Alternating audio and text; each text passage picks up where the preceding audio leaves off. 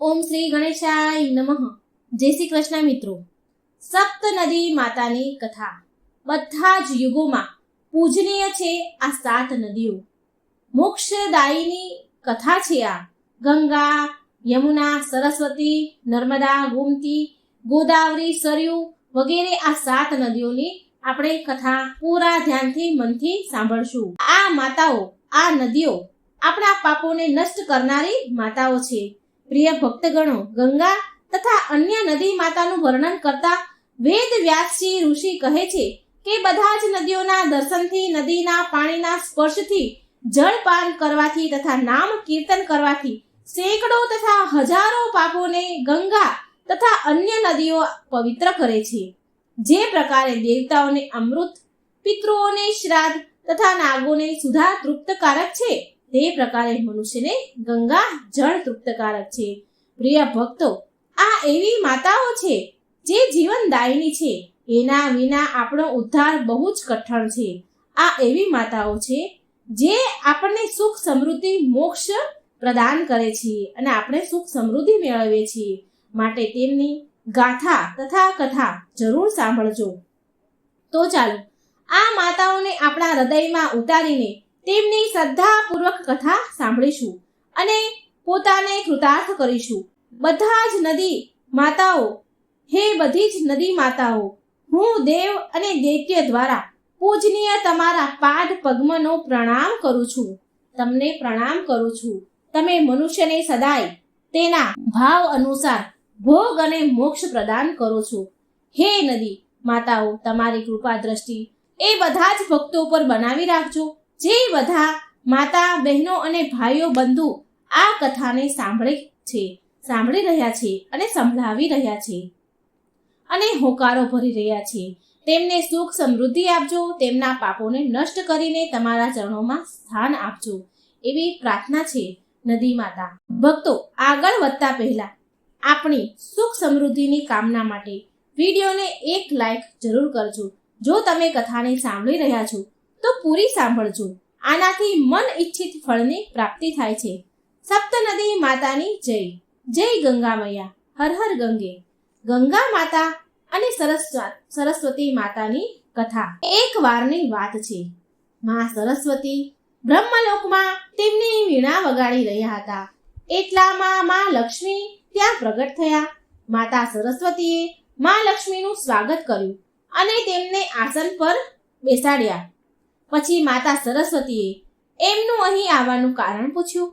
એટલે માતા લક્ષ્મીએ અભિમાન સાથે કહ્યું કે હું તો લક્ષ્મી છું.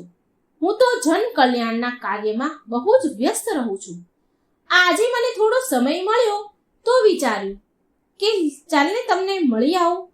મારે બધાને ધન, વૈભવ અને સુખ આપવાનું હોય છે. મારા વિના તો આ દુનિયા ચાલી શકે જ નહીં, ભરણ પોષણ થઈ જ શકે નહીં. અને ફરી માં લક્ષ્મી કટાક્ષમાં બોલ્યા કે જો મારે પણ માત્ર બ્રહ્મલોકમાં બેસીને વીણા વગાડવાની હોત ને તો મારી પાસે સમય જ હોત.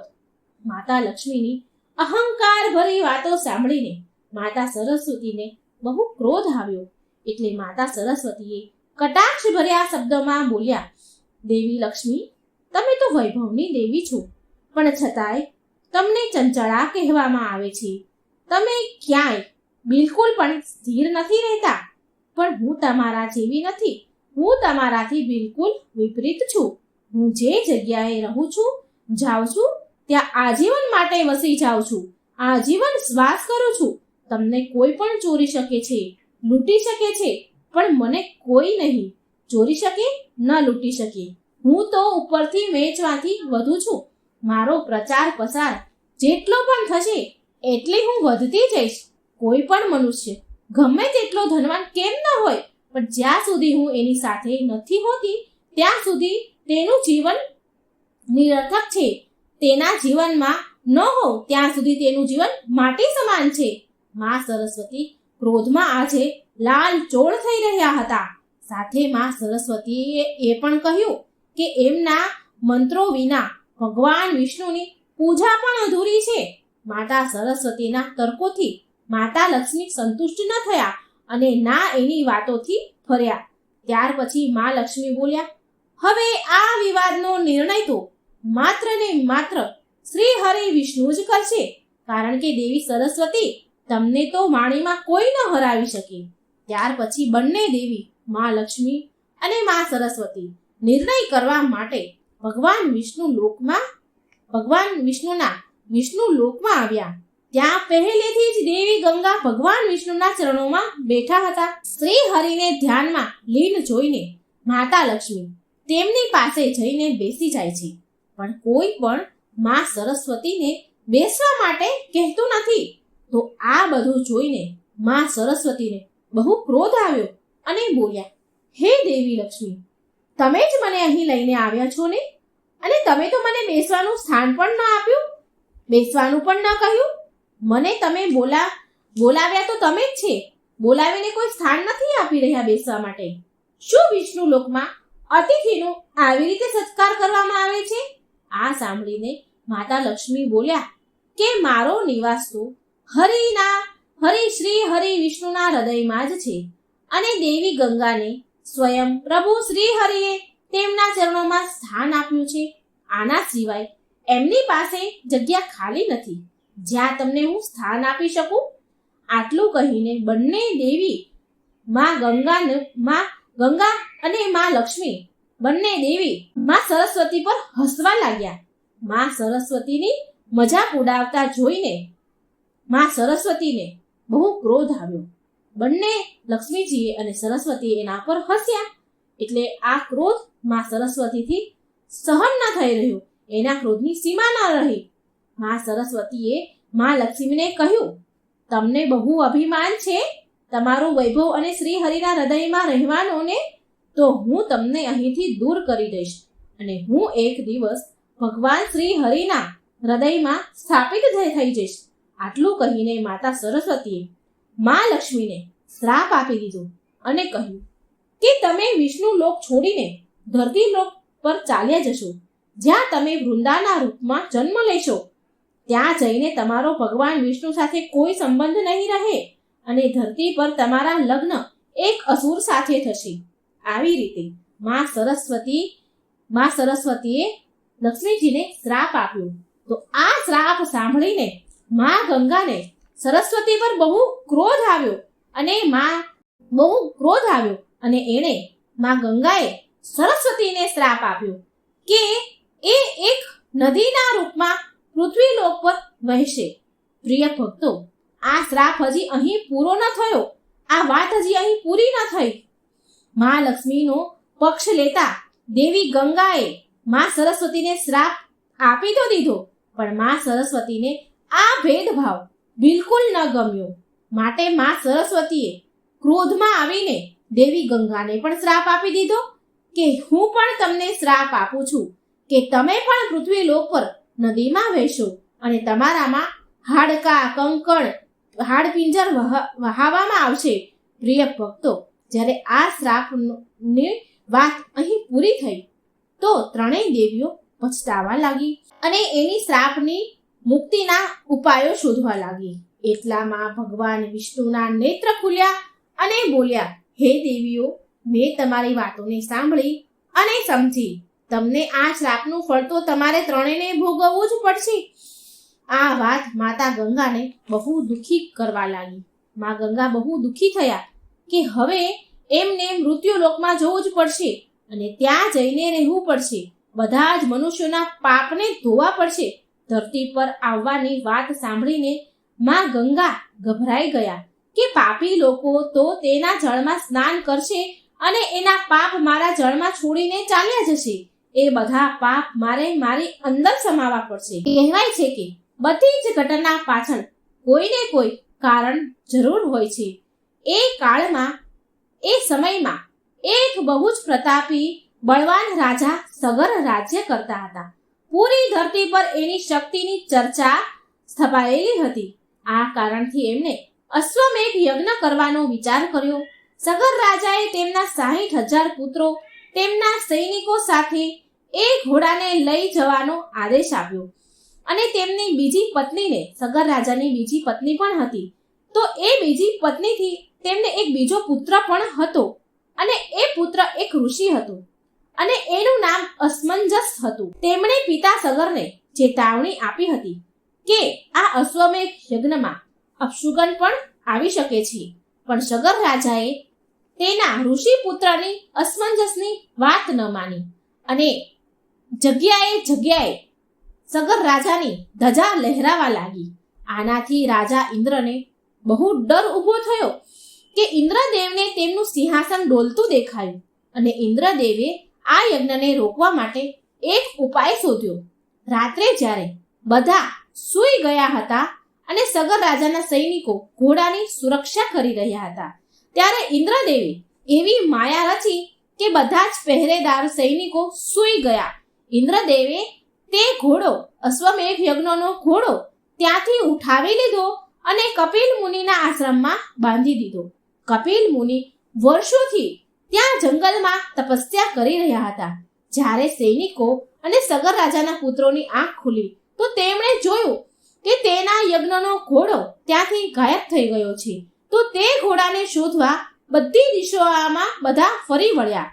ત્યારે ખબર પડી કે તે ઘોડો કપિલ મુનિના આશ્રમમાં બંધાયેલો છે.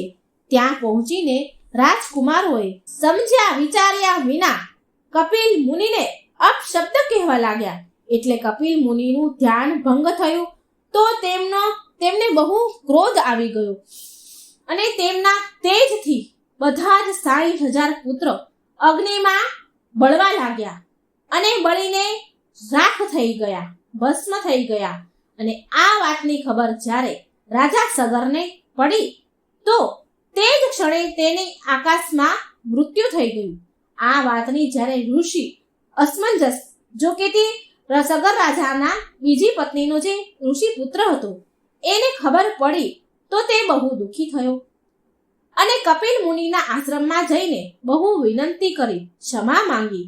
એના ભાઈઓ 60,000 જે એના ભાઈઓ હતા એના વતી એને ક્ષમા માંગી અને 60,000 ભાઈઓને મુક્ત કરાવવા માટે કહ્યું, કોઈ ઉપાય બતાવવા કહ્યું.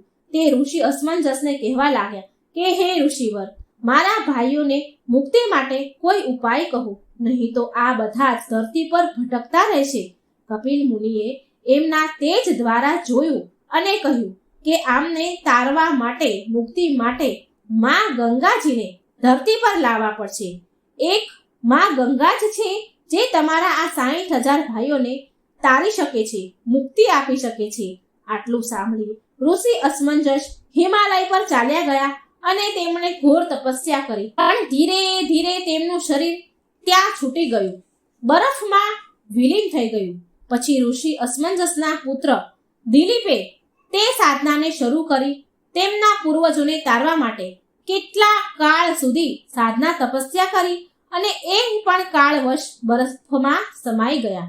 જ્યારે રાજા દિલીપના પુત્ર ભગીરથને આ વાતની ખબર પડી તો એમણે પણ માતા ગંગાના અવતરણની કૃપા કરવા માટે, પ્રાપ્ત કરવા માટે તપસ્યા શરૂ કરી. ભગીરથે બ્રહ્મદેવને પ્રસન્ન કર્યા. ભગીરથની ઘોર તપસ્યા જોઈને માં પાર્વતીએ માં ગંગાને સમજાવ્યા કે તે એમની જીદ છોડીને પુણ્યનું કામ કરે. તો માં ગંગા કહે છે કે હું ધરતી પર તો ઉતરી જાઉં, પણ મારો વેગ બહુ પ્રચંડ છે, જેને સંભાળવું એ ધરતીના હાથની વાત નથી. મારો પ્રચંડ વેગ ધરતી પર વહેશે તો અનાયાસે પણ બહુ બધા જીવજંતુ મરી જશે. આના માટે માત્ર મહાદેવ જ મારા વેગને સંભાળી શકે છે, ધારણ કરી શકે છે. ત્યાર પછી ભગીરથે મહાદેવને પ્રાર્થના કરી. મહાદેવ પ્રસન્ન થઈને માં ગંગાને તેમની જટામાં ઉતારવાનું સ્વીકાર કર્યું અને મહાદેવે તેમની એક જટા ખોલી અને ગંગાની લહેરોને ધીરે ધીરે ધરતી પર ઉતારી. માં ગંગા ભગીરથના પાછળ પાછળ ચાલ્યા અને કપિલ મુનિના આશ્રમ પહોંચ્યા. ત્યાં સગર રાજાના 60,000 પુત્રોને તારી દીધા. આ પ્રકારે માં ગંગા ધરતી પર અવતરિત થયા અને ત્યારથી માં ગંગા પાપીઓના ઉદ્ધાર કરતા આવ્યા છે. માં ગંગા બધાના જ પાપ નષ્ટ કરે છે. કહેવાય છે કે આ પ્રકારે માં સરસ્વતી દ્વારા માં ગંગાને શ્રાપ આપેલો પણ સિદ્ધ થઈ ગયો અને સરસ્વતી માતા પણ નદી બનીને પૃથ્વી પર અવતરિત થઈ વહેવા લાગ્યા. જય માં સરસ્વતી, જય માં ગંગા, હે માં, તમારા બધા જ ભક્તોના કલ્યાણ કરજો. ઓમ ગંગાએ નમઃ. પ્રિય ભક્તો, હવે આપણે સાંભળીશું માં યમુનાની કથા. યમુના માતાની કથા અનુસાર સૂર્યદેવની પત્ની સંધ્યાને 2 સંતાન હતા. સંધ્યાના પુત્રનું નામ યમરાજા અને પુત્રીનું નામ યમુના હતું. સંધ્યા એમના પતિ સૂર્યદેવનું તેજ કિરણો સહન ન કરી શક્યા અને એ કારણે તેમણે તેનું બીજું રૂપ છાયાને સૂર્યદેવ પાસે મૂકી તેના પિયર ચાલ્યા ગયા. અને છાયાએ તાપી અને શનિને 2 પુત્રીને જન્મ આપ્યો. શનિને અને તાપીને જન્મ આપ્યો. આ છાયાને સદાય યુવાન રહેવાવાળા અશ્વિન કુમારોનો પણ જન્મ થયો, જે દેવતાઓના વેદ માનવામાં આવે છે. હવે સંધ્યાના ગયા પછી છાયાનો વ્યવહાર યમુના અને યમદેવ સાથે અંતર આવી ગયું. એમનો વ્યવહાર દુર્વ્યવહાર થવા લાગ્યો. તેમનો વ્યવહાર સાવકીમાં જેવો થવા લાગ્યો. આવા વ્યવહારથી વ્યાકુળ થઈને યમદેવે તેની નગરી યમપુરી એટલે કે યમલોક વસાવ્યું. યમુના એના ભાઈને યમપુરીમાં પાપીઓને દંડ દેતા જોઈને દુઃખી થતા હતા, માટે યમુના ગૌલોકમાં ચાલ્યા ગયા. પ્રિય ભક્તો, માતાથી કુમાતા જેવો વ્યવહારથી દુઃખી થઈને યમરાજાએ યમલોકમાં રહેવાનું શરૂ કરી દીધું. તે છાયાના વ્યવહારથી દુઃખી હતા યમુનાજી અને યમરાજા. અને પછી યમુનાજી ગૌલોકમાં ચાલ્યા ગયા અને ત્યાંથી ધરતી પર આવ્યા અને ધરતી પર ભગવાન કૃષ્ણની ચોથી પટરાણી બન્યા. ભગવાન શ્રી કૃષ્ણએ બાળપણની વધારે પડતી લીલાઓ યમુના નદીના તટ પર કરી છે. કૃષ્ણ ભગવાન યમુનાજીને કાલંદી નામથી બોલાવતા હતા. જ્યારે ભગવાન કૃષ્ણના જન્મ પછી વસુદેવજી કૃષ્ણને ગોકુળ લઈને જતા હતા, ત્યારે યમુનાજીમાં તોફાન આવ્યું અને જળનું સ્તર વધવા લાગ્યું. આ જોઈને ભગવાને તેમનો પગનો અંગૂઠો પાણીમાં ડૂબાડ્યો, એટલે યમુનાજીનું પાણી શાંત થઈ ગયું અને આમ યમુનાજી ધરતી પર રહેવા લાગ્યા. એક વખતની વાત છે, જ્યારે યમુનાજીને મળવા તેમના ભાઈ યમરાજા આવ્યા, તો યમુનાજીએ યમરાજાને ચાંદલો કર્યો અને તેમને વરદાન માંગવા કહ્યું. તો યમુનાજીએ એ વરદાનમાં માંગ્યું કે હે ભાઈ, હું એવું ઈચ્છું છું, મારી એવી ઈચ્છા છે કે જે પણ મારા જળમાં સ્નાન કરે તે યમલોકના દર્શન ક્યારેય ન કરે. આ સાંભળી યમરાજા ચિંતામાં પડી ગયા અને મનમાં વિચાર કરવા લાગ્યા કે આવા વરદાનથી તો યમલોકનું અસ્તિત્વ સમાપ્ત થઈ જશે. યમુનાજી તેના ભાઈને ચિંતામાં જોઈને બોલ્યા, ભાઈ, તમે ચિંતા ન કરો અને મને એ વરદાન આપો કે આજના દિવસે બહેન ભાઈના ઘરે પૂજન કરે તથા મથુરા સ્થિત નગરીમાં મારા જળમાં સ્નાન કરે તે યમલોકના દર્શન ક્યારેય ન કરે. યમરાજાએ યમુનાજીનું આ વરદાન સ્વીકાર કર્યું અને વરદાન આપી દીધું. તો મિત્રો, આ બહેન ભાઈના આ મિલનના તહેવારને ભાઈ બીજના નામે ઓળખાય છે. અને આવી રીતે યમુનાજીની બહુ અસીમ કૃપા છે કે તેના જળમાં જે સ્નાન કરે છે તે મોક્ષ પામે છે. તે યમલોકના દરવાજે નથી જતા, ક્યારેય યમલોકનો દરવાજો નથી જોતા. કહેવાય છે કે યમુનાજીને કાર્તિક અને માહ મહિનો બહુ પ્રિય છે, માટે માહ મહિનો અને કાર્તિક મહિનામાં યમુનાજીમાં સ્નાન કરવાની પ્રથા છે. એકવાર પ્રેમથી બોલો યમુનાજીની જય. જય હો યમુનાજી, જય શ્રી કૃષ્ણ. પ્રિય ભક્તગણો, હવે તમે આગળ સાંભળશો માતા સરયુની કથા. સરયુ નદીની આ કથા છે. પુરાણોમાં વર્ણન છે કે એક કથાના અનુસાર સરયુ નદીનો જન્મ ભગવાન વિષ્ણુના નેત્રોના આંસુમાંથી થયો છે. વાત એવી છે કે પ્રાચીન સમયમાં શંખાસુર નામના એક અસુરે વેદોને ચોરીને સમુદ્રમાં નાખી દીધા. એટલે વેદોને સંતાડી દીધા અને પોતે તે અસુર ત્યાં છુપાઈ ગયો. સરયુ નદીમાં જ છુપાઈ ગયો અને ત્યાં જ રહેવા લાગ્યો. અને આ કારણે અધર્મનો પ્રભાવ વધી ગયો અને ધર્મની હાનિ થવા લાગી. માટે ભગવાન વિષ્ણુએ ધર્મની રક્ષા કરવા માટે મત્સ્ય અવતાર ધારણ કરીને તે દૈત્યનો સંહાર કર્યો અને પછી એ વેદો બ્રહ્માજીને આપી દીધા. ધર્મની આ જીતથી ભગવાન વિષ્ણુની આંખોમાં આંસુની ધારા વહેવા લાગી. તેમની આંખોમાં આંસુ આવી ગયા. ત્યારે બ્રહ્માજીએ તેમના કમંડળમાં કૈલાસ સરોવરના માનસરોવરમાં તે કમંડળ સુરક્ષિત કરી દીધું. પછી એકવાર એક આ કમંડળ જળને વૈવત્સ મુનિએ વાડના પ્રહારથી માનસરોવરમાંથી બહાર નીકાળ્યું અને તેમાંથી જે નદી પ્રગટ થઈ એ જ નદી સરયુ નદી કહેવાઈ. પછી ભગીરથે તેની ઘોર તપસ્યાથી સ્વર્ગથી ગંગાને ધરતી પર ઉતારી અને તેના પૂર્વજોનો ઉદ્ધાર કરાવ્યો અને ગંગા અને સરયુ નદીનો સંગમ કરાવ્યો. પ્રિય ભક્તો, સરયુ નદી માતાની એક કથા બીજી પણ પ્રચલિત છે, જે સીતા માતાથી જોડાય છે. આ વાત એ સમયની છે જ્યારે માતા ભગવાન શ્રી રામ અને લક્ષ્મણ સહિત માતા સીતા ભગવાન શ્રી રામ અને લક્ષ્મણ સહિત 14 વર્ષ માટે વનવાસ જઈ રહ્યા હતા. ત્યારે મા સીતાએ સરયુ માતાને પ્રાર્થના કરી હતી કે તે સહકુશળ પાછા અયોધ્યા નગરી આવી જશે શ્રી રામ અને લક્ષ્મણ સાથે, તો તે સરયુ માતાની પૂજા કરશે. જ્યારે 14 વર્ષ વીતી ગયા પછી જ્યારે તે 14 વર્ષ પછી શ્રી રામ અને લક્ષ્મણ સાથે અયોધ્યા આવે છે, તો એની ખુશીમાં અયોધ્યા નગરીમાં ચારેય બાજુ ખુશી, હર્ષ, ઉલ્લાસ હતો અને ચારેય બાજુ દીવા પ્રગટાવવામાં આવ્યા હતા. આ ઉત્સાહ, આ ઉમંગમાં સીતાજીને સમય ન મળ્યો સરયુ નદીની પૂજા કરવાનો.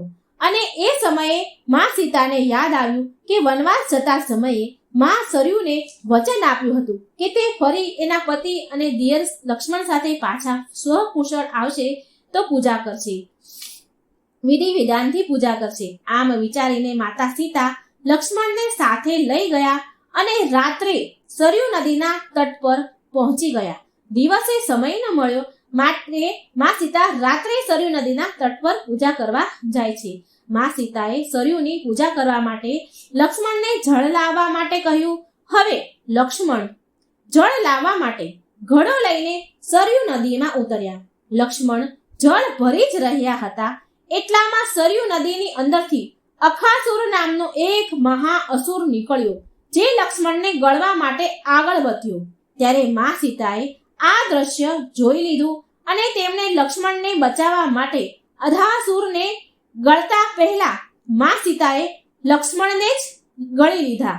લક્ષ્મણને ગળી ગયા. લક્ષ્મણને ગળી જતાની સાથે મા સીતા અને લક્ષ્મણનું શરીર જળ સમાન તત્વમાં બદલાઈ ગયું. આ અદ્ભુત દ્રશ્ય હનુમાનજી જોઈ રહ્યા હતા અને એ એક ઝાડ પાછળ સંતાઈ ગયા. હનુમાનજીએ માતા સીતા અને લક્ષ્મણને મિશ્રિત શરીર એક ઘડામાં ભરી લીધું અને ભગવાન શ્રી રામ સામે ઉપસ્થિત થયા અને બધી જ ઘટના ભગવાન શ્રી રામને હનુમાનજીએ કહી સંભળાવી. હનુમાનજીની બધી જ વાત સાંભળીને શ્રી રામ ભગવાન હસ્યા અને એમણે હનુમાનજીને કહ્યું કે આ રાક્ષસને ભગવાન શિવનું વરદાન છે કે મળેલું છે, માટે રાક્ષસનું વધ તો હું પણ ન કરી શકું. ભગવાન શિવના આ વરદાન અનુસાર અધાસુરનો વધ ત્યારે જ કરી શકાય છે જ્યારે સીતા અને લક્ષ્મણનું શરીર એક થઈને કોઈ તત્વમાં બદલી જાય અને હનુમાન એ તત્વનો ઉપયોગ એક શસ્ત્રના રૂપે કરે.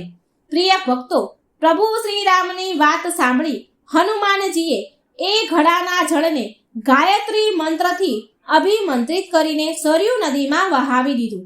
સરયુ નદીમાં એ જળ ભળી જતા નદીમાં આગની જ્વાળા ઉઠી, જેમાં બળીને અધાસુર રાક્ષસ ભસ્મ થઈ ગયો. અધાસુરના ભસ્મ થતાની સાથે સરયુ નદીએ સીતા અને લક્ષ્મણને પાછું શરીર આપી દીધું અને આવી રીતે ફરીથી એમનું નવું જીવન તેમને મળ્યું. મિત્રો, તમને જણાવીને હેરાન થશે કે ગંગાની જેમ પવિત્ર હોવા છતાં પણ આ નદીનું જળ પૂજા પાઠમાં કામમાં નથી લેવામાં આવતું, કારણ કે આની પાછળ ભગવાન શિવનો આ નદીને શ્રાપ છે. ઉત્તર રામાયણ અનુસાર જ્યારે શ્રી રામે સરયુ નદીમાં જળ સમાધિ લઈને તેમના દેહનો ત્યાગ કર્યો હતો, ત્યારે આ વાતથી ભગવાન શિવ બહુ ક્રોધે ભરાયા અને તેમણે સરયુ નદીને શ્રાપ આપી દીધો કે તારું જળ હવે પૂજા પાઠના કામમાં લેવામાં નહીં આવે. હા, પણ તારા જળમાં સ્નાન કરવાથી લોકોના પાપ જરૂર નષ્ટ થશે. તો મિત્રો, આ હતી સરયુ નદી માતાની કથા. પ્રેમથી બોલો સરયુ માતાની જય. મિત્રો, હવે આપણે સાંભળશું ગોદાવરી નદીની કથા. ગોદાવરી માતાની કથા અનુસાર પ્રાચીન સમયમાં બ્રહ્મગીરી પર્વત ઉપર ઋષિ ગૌતમ તેમની પત્ની અહલ્યા બંને રહેતા હતા અને તપસ્યા કરતા હતા. એ ક્ષેત્રમાં એવા કેટલાય ઋષિ હતા જે ગૌતમ ઋષિથી ઈર્ષ્યા કરતા હતા અને તેમને નીચું દેખાડવાની ભરપૂર કોશિશ કરતા હતા. એકવાર બધા જ ઋષિઓએ ગૌતમ ઋષિ પર ગૌ હત્યાનો આરોપ લગાવી દીધો. વાત એવી હતી કે તે સમયે બધા જ ઋષિઓ એક ષડયંત્ર રચી રહ્યા હતા. રચ્યું હતું એક બહુ જ દુબળી પાતળી મરણ ઓહારતી હોય એવી ગાય, જોકે તે મરણ અવસ્થામાં જ હતી, તેને ગૌતમ ઋષિના ખેતરમાં મોકલી દીધી. હવે એ ગાય ઉગેલો પાક હતો જે ખેતરમાં એ ખાવા લાગી. હવે આ જોઈને ગૌતમ ઋષિએ એ ગાયને ખેતરમાંથી નીકાળવા માટે એક પાતળી એવી લાકડી લઈને ગયા. એ લાકડીથી તેમણે ગાયને માર્યું તો ન હતું, માત્ર તેને અડાડી જ હતી. જેવી એમને ખાલી લાકડી અડાડી એવામાં એ ગાય અચાનક પડી અને જમીન પર પડી ગઈ તો મિત્રો અને મરી ગઈ. એ ગાય મરી ગઈ. તો મિત્રો આવી રીતે ઋષિ ગૌતમ પર ગૌ હત્યાનો આરોપ લગાવીને બધા ઋષિઓ બોલ્યા કે આ હત્યાના પાપના પ્રાયશ્ચિત કરવા માટે દેવી ગંગાને અહીં લઈને તમારે આવવું પડશે, ત્યારે જ તમારા માથેથી આ પાપ ઉતરશે. અને જો તમે આવું નહીં કરો તો તમારે આ જગ્યા અને આ આશ્રમ છોડીને જવું પડશે. પ્રિય ભક્તો, ત્યારે ગૌતમ ઋષિએ શિવલિંગની સ્થાપના કરીને તેમની પત્ની સાથે પૂજા શરૂ કરી. ઋષિની ભક્તિથી પ્રસન્ન થઈને શિવજી અને માતા પાર્વતી ત્યાં પ્રગટ થયા અને શિવજીને વરદાન માંગવા કહ્યું. ત્યારે ઋષિ ગૌતમે દેવી ગંગાને એ સ્થાન પર મોકલવાનું વરદાન માંગ્યું. હવે ભગવાન શિવે દેવી ગંગાનું આહ્વાન કર્યું તો દેવી ગંગા બોલ્યા, હે ભગવાન, હું અહીં તો જ ઉતરીશ, તો જ રહીશ જ્યારે તમે ત્રણેય દેવ ત્રિદેવ એક જ રૂપમાં શિવલિંગમાં બિરાજમાન હશો અને હું તમારા પવિત્ર શિવલિંગ પર થઈને અહીંથી પ્રવાહિત થઈશ. આ સાંભળી ત્યાં વિષ્ણુ સહિત બ્રહ્માજી પણ પ્રગટ થયા અને ત્રણેય દેવોએ એક રૂપ ધારણ કરી એમના અંશથી એક શિવલિંગને પ્રગટ કર્યું. પ્રિય ભક્તો, ગંગાજીનું આમ કહેવાથી ભગવાન શિવ અહીં ત્રયંબકેશ્વર જ્યોતિર્લિંગના રૂપમાં વાસ કરે છે, સ્થાપિત થયા. આ પ્રકારે અહીં ત્રણેય દેવતા સમાયેલ છે, બ્રહ્મા, વિષ્ણુ અને મહેશ. અને માતા ગંગા ગોમતી નદીના રૂપમાં ત્યાં વહેવા લાગ્યા. ગોમતી નદીનું નામ ગોદાવરી પણ છે. બ્રહ્મા, વિષ્ણુ, મહેશ ત્રણેય દેવ એક સાથે ત્રયંબકેશ્વર શિવલિંગમાં સ્થાપિત થયા. પ્રિય ભક્તો, તમને જણાવી દઉં કે આ ગોદાવરી, જેને ગોમતી પણ કહેવાય છે, આ માતા ગંગા જ છે, જેનામાં સ્નાન કરવાથી, પૂજા પાઠ કરવાથી વ્યક્તિને વૈકુંઠ લોકની પ્રાપ્તિ થાય છે. તે વ્યક્તિના બધા જ પાપ નાશ કરે છે. ગંગાના સમાન આ પાપ મોચીની છે. પ્રિય ભક્તો, એકવાર પ્રેમથી બોલો, માં ગોદાવરીની જય, ગંગા માતાની જય, ઓમ નમઃ શિવાય, બ્રહ્મા, વિષ્ણુ, મહેશની જય, હર હર ગંગે. મિત્રો, હવે આપણે સાંભળીશું માતા નર્મદા દેવીની કથા, નર્મદા નદીની કથા. નર્મદાને આપણે નદીના નામે ઓળખીએ છીએ. પ્રાચીન માન્યતાઓ અનુસાર ભગવાન ભોળાનાથ અમરકંટક પર્વતના એક તળાવની પાસે તપસ્યામાં લીન હતા. એ સમયે એમના શરીરમાંથી નીકળેલો પરસેવો એક નદીના એણે રૂપ લઈ લીધું. ભગવાનના શરીરમાંથી જે પરસેવો નીકળ્યો એણે નદીનું રૂપ લીધું. જ્યારે શિવજીની તપસ્યા પૂરી થઈ ત્યારે માં નર્મદાએ દર્શન દઈને ભગવાન શિવ અને માતા પાર્વતીને પોતાની અલૌકિક શક્તિનો પરિચય આપ્યો અને આજ શિવજીના પરસેવાથી ઉપસ્થિત નદી માં નર્મદાના રૂપમાં જાણવામાં આવે છે. તપસ્યામાં લીન મહાદેવને ધૂપ તાપથી બચાવીને સેવા કરવાવાળી નર્મદા વિશે જાણીને માં ગૌરીને બહુ આનંદ થયો. માં ગૌરી બહુ પ્રસન્ન થયા અને ભોળાનાથે પ્રસન્ન મનથી તેમને નર્મદા નામથી બોલાવ્યા. આ નામ બે શબ્દથી મળીને બન્યું છે, નરમ અને દાસી. જેનો અર્થ થાય છે સુખ દેનારી. જો આપણે નર્મદા નદીનો ઇતિહાસ અને પૌરાણિક કથા વિશે વાત કરીએ તો નર્મદા માને મૈકાલ નામથી પણ ઓળખાય છે તથા નર્મદાને રુદ્ર કન્યા કહીને પણ સંબોધન કરવામાં આવે છે તથા નર્મદાને ગંગાજી કરતાં પણ વધારે પવિત્ર માનવામાં આવે છે. હિન્દુ ધર્મમાં નર્મદાની પરિક્રમાને પુણ્યશાળી માનવામાં આવે છે. પિતૃઓને મોક્ષ દેનારી નર્મદાને પિતૃઓની પુત્રી પણ કહેવામાં આવે છે. પ્રિય ભક્તો, એક લોકકથા અનુસાર એવી માન્યતા છે કે નર્મદા રાજા મેઘલની પુત્રી હતી. કહેવાય છે કે રાજા મેઘલે તેમની અત્યંત રૂપવાન પુત્રી માટે એવું નક્કી કર્યું હતું કે જે પણ રાજકુમાર ગુલાબ કાવલીના દુર્લભ ફૂલ તેની પુત્રી માટે લાવશે તો તેની પુત્રીના લગ્ન એ ફૂલ લાવવાવાળા સાથે થશે. પછી આ સાંભળીને રાજકુમાર સોનભદ્ર ગુલાબ કાવલીના ફૂલ લઈ આવ્યા એટલે તેની સાથે રાજકુમારી નર્મદાના લગ્ન નક્કી થયા. તે સમયે નર્મદા રાજકુમાર સોનભદ્રના દર્શન ન કરી શક્યા, પણ તેમના રૂપ અને યૌવન અને પરાક્રમની કથાઓ સાંભળી તે મનમાં સોનભદ્રને બહુ પ્રેમ કરવા લાગ્યા હતા. અને આ બાજુ લગ્ન થવામાં થોડા દિવસ જ બાકી હતા, પણ નર્મદાથી રહેવાયું નહીં એટલે તેની દાસી જુહીલાના હાથે પ્રેમ પત્ર મોકલવાનું તેમણે વિચાર કર્યો. હવે જુહીલાને પ્રેમ સંદેશ નર્મદાએ લખીને આપી દીધો. હવે જુહીલા તો નર્મદાની દાસી હતી અને સખી સમાન પણ હતી, માટે તેને મજાક કરવાનું સૂઝી આવ્યું. એટલે જુહીલાએ નર્મદા પાસેથી તેના વસ્ત્ર અને ઘરેણાં માંગ્યા અને તે વસ્ત્ર ઘરેણાં પહેરી નર્મદાના ઘરેણાં વસ્ત્ર પહેરી અને રાજકુમારને પત્ર આપવા માટે નીકળી ગઈ. જુહીલા રાજકુમાર સોનભદ્રની પાસે પહોંચી તો રાજકુમાર સોનભદ્રએ તેની સખી જુહીલા નર્મદા સમજી બેઠા, ભૂલ કરી બેઠા અને સોનભદ્ર જેવા રાજકુમારને જોઈને અહીં જુહીલાના મનમાં પણ ખોટ આવી ગઈ. રાજકુમારના પ્રણય નિવેદન પ્રેમને એ ઠુકરાવી ન શકી. પ્રેમભરી વાતો એ જુહીલા ઠુકરાવી ન શકી, કારણ કે સોનભદ્રએ તો નર્મદા સમજીને એની સાથે વાત કરી હતી, તો એ પ્રેમ ઠુકરાવી ન શકી અને જુહીલાને ખોટ મનમાં આવી ગઈ અને સોનભદ્ર રાજકુમારના પ્રેમમાં પડી ગઈ. આ બાજુ જુહીલા હજી આવી નહીં એટલે નર્મદાની ધીરજ ખૂટી, ધીરજના બાણ તૂટ્યા. તેની ધીરજ ખૂટી. તેની દાસીની બહુ આતુરતાથી તે વાટ જોઈ રહી હતી, પણ હજી સુધી દાસી આવી નહીં. હવે જુહીલા ન આવી એને વાર લાગી એટલે તે પોતે જ સોનભદ્રને મળવાનું વિચારી અને નર્મદા ઘરેથી નીકળે છે સોનભદ્રને મળવા માટે.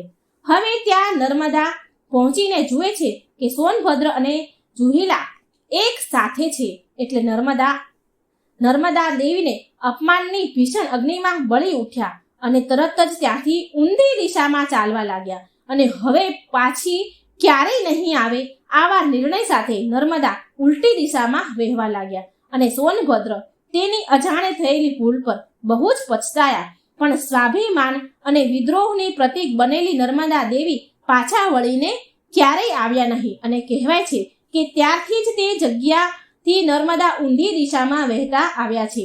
અને આજે પણ માનવામાં આવે છે કે નર્મદા દેવીએ આજે પણ આજીવન વિવાહ નથી કર્યા અને કુંવારી રહી ગયા. નર્મદાને કુંવારી નદીના રૂપમાં પણ ઓળખાય છે. જેવી રીતે આપણે સાંભળ્યું કે આ નર્મદા નદી ગંગા નદી કરતાં પણ વધારે પવિત્ર માનવામાં આવે છે, આવું શાસ્ત્રમાં વર્ણન થયેલું છે. તો મિત્રો, આ હતી 7 નદી માતાની કથા. એકવાર પ્રેમથી બોલો નર્મદા માતાની જય, ભગવાન ભોળાનાથની જય. મિત્રો, હું આશા કરું છું કે 7 નદીઓની પવિત્ર કથા, જો કે તે 7 નદી માતા છે, તે તમને બહુ પસંદ આવી હશે. માટે વિડીયોને એક લાઈક જરૂર કરજો, શેર કરજો અને કમેન્ટ બોક્સમાં હર હર ગંગે જય ભોળાનાથ જરૂર લખજો. તમારું જીવન મંગલમય રહે અને પ્રસન્નતાથી પરિપૂર્ણ રહે, આ કામના પ્રાર્થના સાથે કરું છું. જય શ્રી કૃષ્ણ. રાધે રાધે. Thank you.